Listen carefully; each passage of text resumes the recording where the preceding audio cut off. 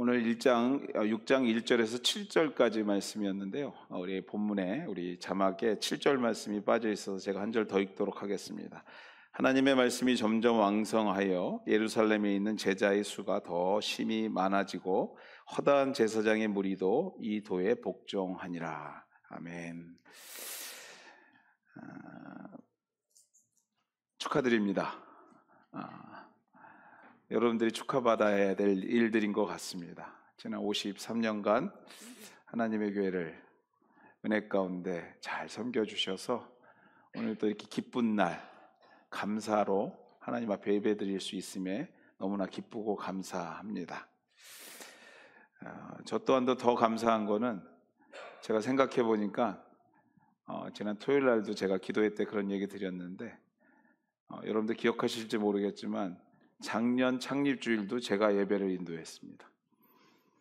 별로 안 놀라시는 것 같은데 제가 오래 왔거든요. 근데 작년에도 본의 아니게 제가 예배 인도하면서 여러분을 만났던 기억이 있습니다. 다 주의 은혜인 것 같고요. 오늘 또 이렇게 다시 만나게 되어서 너무나 감사드립니다. 오늘 교회라는 제목 가지고 여러분과 좀 잠시 말씀 나누기를 소망합니다. 한 성도가 있었습니다. 성도가 이런 얘기를 넋두리처럼 고백합니다.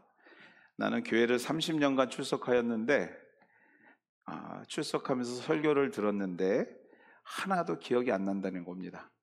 30년 동안 나름대로 열심히 교회를 다녔는데 무슨 설교를 들었는지 도무지 기억이 안 난다는 거죠.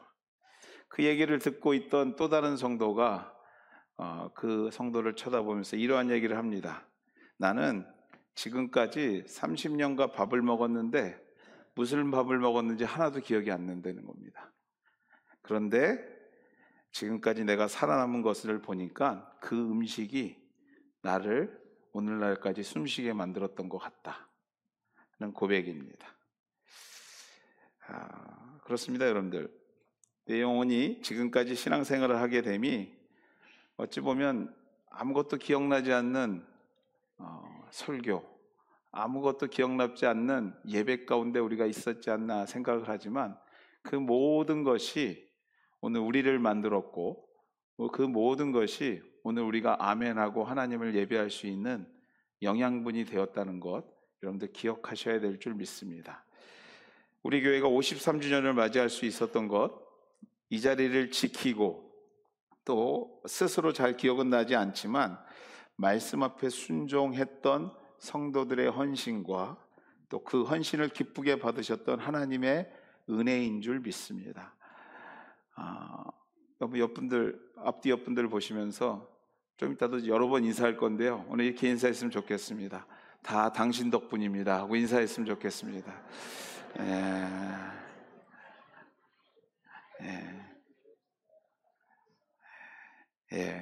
하나님의 은혜요 또 여러분의 수고입니다.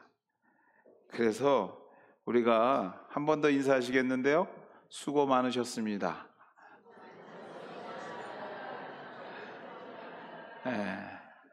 그리고 축하합니다. 이제 가장 큰 소리로 인사하겠습니다. 다 하나님의 은혜입니다. 아멘, 아멘. 우리 박수로 한번 영광 올려드릴까요?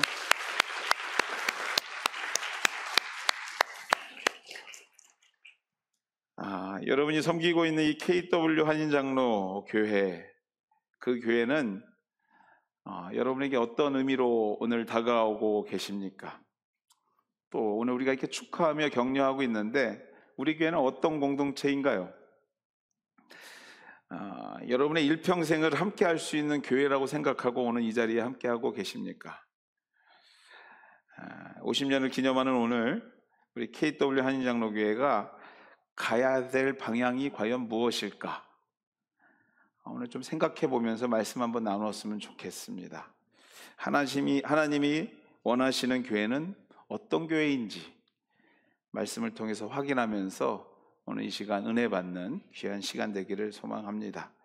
오늘 우리가 읽은 본문 말씀에서 그 하나님의 교회, 그 교회가 어떤 교회여야 되냐라는 질문의 첫 번째 답을 사람을 세워야 한다라는 말로 우리에게 답하고 있습니다.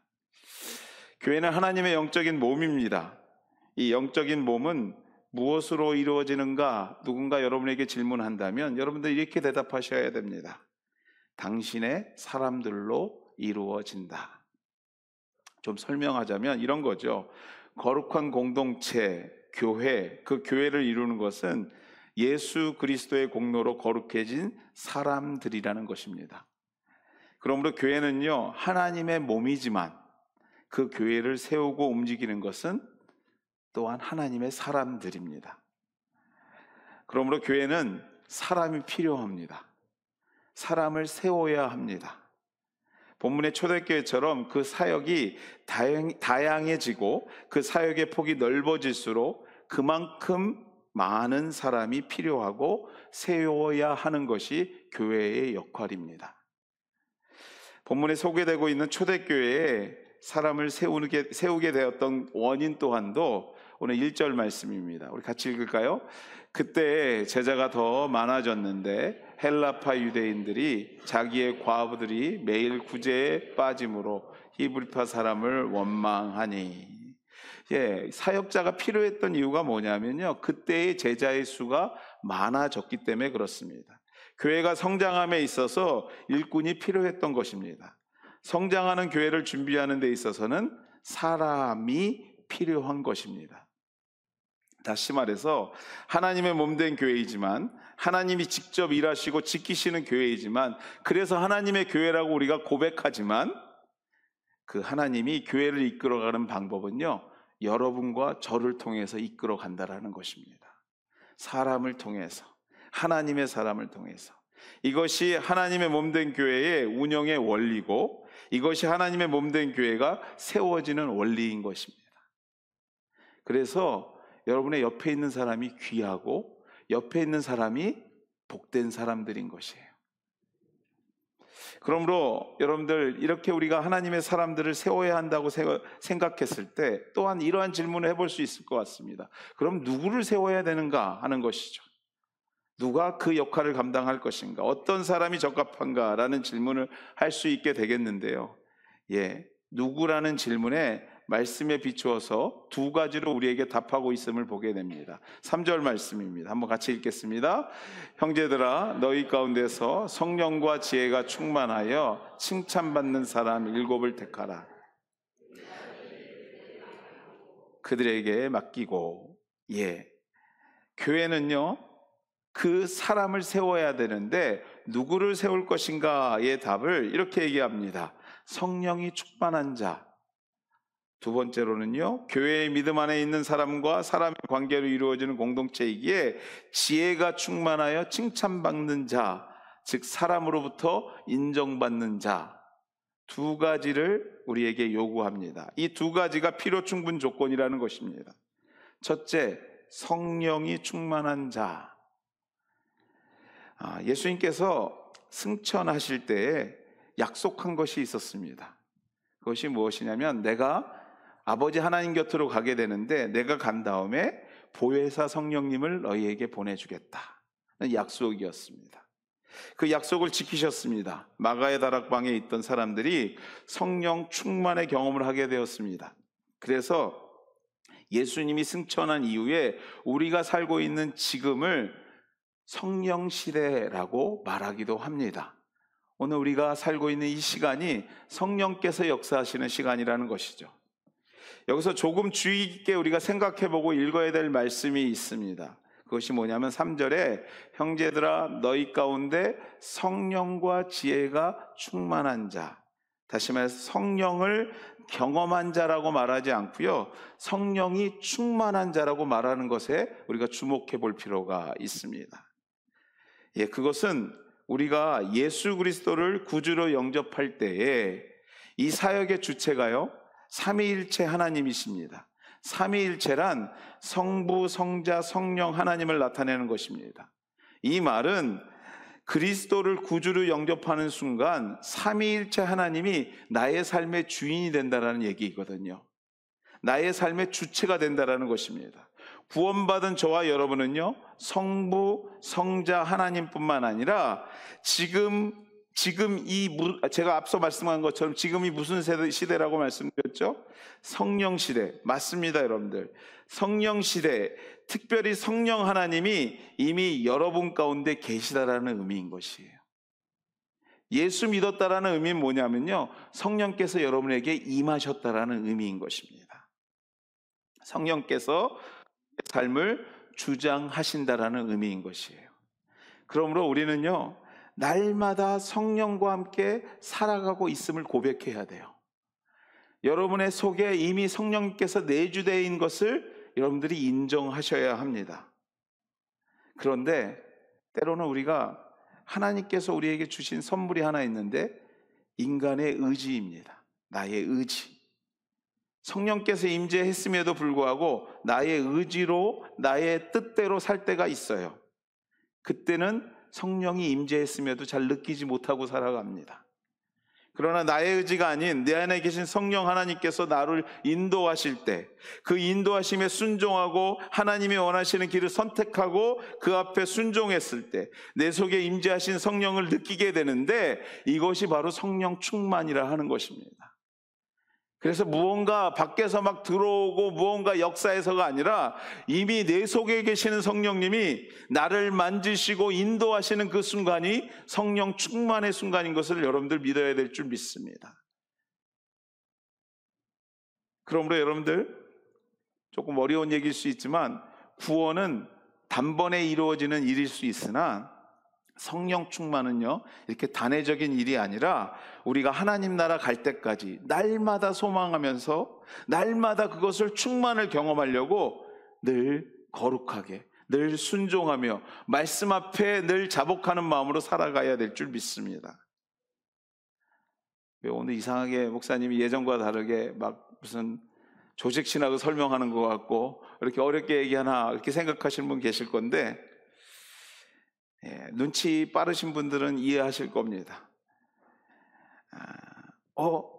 나는 아직 성령 경험을 못했는데, 성경에서 사람을 세우라고 하는데 첫 번째 조건이 성령 충만한 사람을 세우라고 하는데, 나는 아직도 그 성령님이 아직 뭔지 잘 모르겠는데, 그런 분들, 오늘 혹시 이 앞에 자리에 있는 분들도 있을 수 있습니다. 또 뒤에 앉아 계신 분들도 있을 수 있습니다. 그러나 여러분들 한 가지 기억하십시오. 저와 여러분이 이미 내 안에 성령께서 임재하심을 여러분들 믿어야 될 줄 믿습니다. 이미 예수님을 믿고 이 자리에 예배하고 있다는 것은 성령님의 내주하심을 경험하고 있는 거예요. 성령께서 나를 인도하고 계시고, 성령님을 통해서 내가 하나님이 나의 구세주인 것을, 하나님이 나의 모든 것인 것을 고백하고 있는 것을 우리가 믿어야 될 줄 믿습니다. 저와 여러분이 이미 내 안에 임재하고 계시는 성령님과는 무관하게 살 수 없는 인생을 살고 있다는 것을 고백하셔야 돼요. 또 성령 충만한 삶을 살아야 할 사명이 있다는 것을 인정하고, 성령 하나님께 순종할 때에 성령 충만을 경험할 뿐만이 아니라 자연스럽게 따라오는 것이 한 가지가 있는데, 그것이 무엇이냐면 하늘의 지혜와 사람으로부터 인정받는, 칭찬받는 삶으로 변화되더라는 것입니다. 그래서 제가 여러분들에게 감히 성경을 그 바탕으로 이러한 얘기를 여러분께 감히 드리고 싶습니다. 오늘 세워지는 일꾼들의 자격은 충분합니다. 충분해질 것입니다. 아멘? 여러분들, 하나님께서 세우시는 일이기에 여러분의 부족함 또한도 하나님께서 사용해 주실 줄 믿습니다. 하나님께서 세우시는 일이기 때문에 여러분의 속에 이미 임재하신, 내재하신 성령님의 뜨거움으로 여러분을 인도하실 것입니다. 또한 오늘 세워지는 모든 우리 KW 식구들과 함께 뒤에 함께하고 있는 우리 모든 가족들 또한도 이미 내주하신 우리 성령님께서 이들과 함께 하나님의 공동체를 아름답게 만들어가게 만들어 주실 줄 믿습니다. 우리 교회가 또 다른 50년을 계획하고 준비하는 이유가 거기에 있는 것입니다. 성령 공동체, 성령님이 역사하시는 공동체, 성령님께서 치유하시는 공동체, 성령님께서 쓰러진 자를 일으키시고 넘어진 자를 세우시며 분열된 곳을 하나로 묶어주시고 성령께서 오늘도 기도하는 자들에게 응답하시는 공동체, 우리가 꿈꾸는 공동체인 줄 믿습니다. 오늘 이 아름다운 날 하나님 앞에 이런 꿈을 하나님 앞에 드리면서 오늘 우리가 정말로 칭찬받는 하나님의 공동체 되기를 주의 이름으로 간절히 소망하고 축원해 드립니다.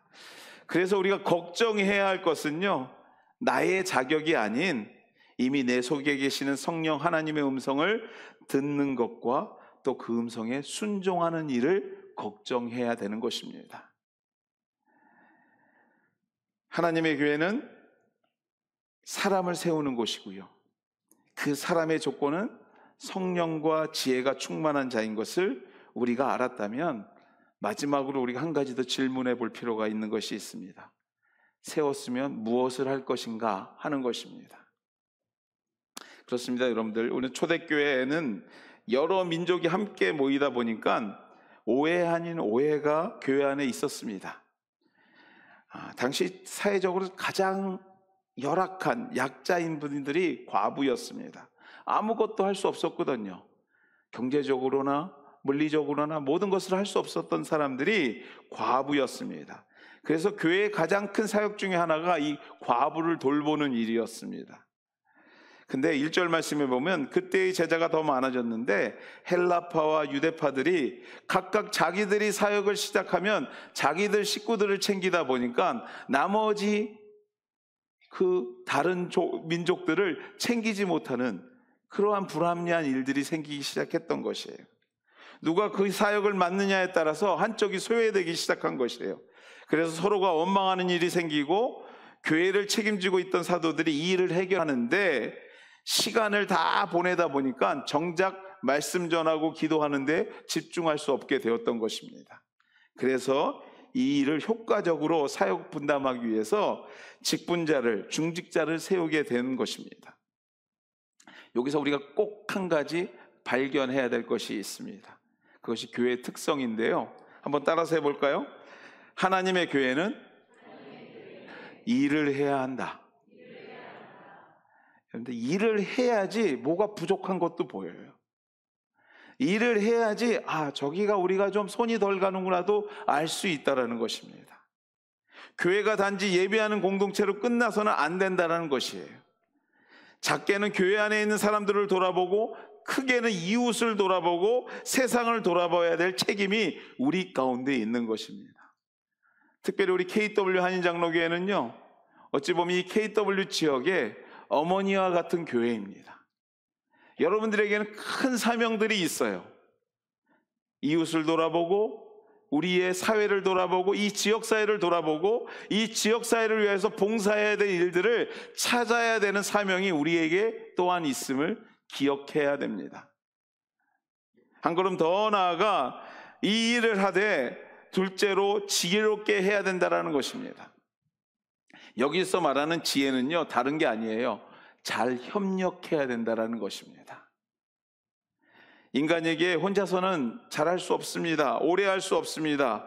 그러하기에 지치기 전에 사역의 분배가 필요한 거죠. 여러분들, 교회 사역은요, 저 혼자 절대 못합니다. 여러분들, 제가 올해 와서 여러분들이 저를 위해서 얼마나 기도하는지 저는 잘 느끼고 있습니다. 지난 당회 때 우리 장로님들하고 모여서 당회하면서 서로 이러한 넋두리라고 할까요? 이런 얘기를 했습니다. 장로님들도 올 1월부터 지난 창립주일부터 장로님으로 수고하셨지만 저랑 같이 당회를 운영한 지는 채 반년이 조금 넘습니다. 근데 여러분들, 이 반년이요, 꼭 3년이 지난 것 같은 그런 느낌이에요. 일들이 너무 많았어요. 그럼에도 우리 장로님과 우리 당회가 얼마나 기쁘게 그 일을 감당했는지 돌아보면 너무나 감사한 일뿐입니다. 왜냐하면요, 같이 할 수 있었거든요. 여러분들이 같이 기도해 주셨거든요. 하나같이 다 내 일인 걸로 생각하고 협력해 주셨거든요. 그래서 그 일들이 하나하나 잘 이루어졌고요. 오늘 이 거룩한 날, 이 창립주일에 이렇게 축하할 수 있는 일 또한도 우리가 만들어지게 된 줄 믿습니다. 여러분들, 교회는요, 절대 목사 혼자, 장로님, 권사님, 또 오늘 세워지는 일꾼들 혼자 일을 감당할 수 없습니다. 교회는 함께 만들어가는 공동체요, 그것이 성경이 말하는 진정한 교회의 모습인 것입니다. 조금 느릴 수 있지만, 조금 번거로울 수 있지만 함께 하는 것, 성경적 교회의 모습이요, 그것이 하나님이 원하시는 모습이요, 더 보람있고 아름다운 것입니다. 한번, 오늘 자꾸 따라하라 해서 귀찮을 수 있는데요, 제가 한번 더 할 테니까 한번 따라해 보십시오. 한 사람의 10걸음보다 10사람의 한 걸음을 소중히 생각하는 교회. 교회 웹사이트랑 주보를 자세히 본 분들은요, 이 말이 교회 주보 앞에 기록되어 있는 거 여러분들 보신지 모르겠습니다. 다시 한번 해볼까요? 한 사람의 10걸음보다 10사람의 한 걸음을 소중히 생각하는 교회. 우리 교회가 지향하는 목회 철학입니다. 모두가 함께 좀 더디지만, 조금 번거로울 수 있지만 소중한 한 걸음을 내딜 수만 있다면 그때부터 우리 교회는 새로워질 줄 믿습니다. 초대교회처럼 교회 안에 갈등도 있을 수 있고요, 어려움도 있을 수 있습니다. 그러나 그 갈등은요, 무언가 하려고 하는 데서 일어나는 긍정적인 갈등이어야 합니다. 정말 무서운 것은요, 무관심에서 오는 무갈등입니다. 여러분들, 교회는 늘 갈등 속에서 무언가를 행하면서 그것을 해결해 나가면서 성장하고 성숙합니다. 그것을 기쁨으로 받아들일 수 있는 우리 KW 공동체 되기를 주의 이름으로 축원해 드립니다.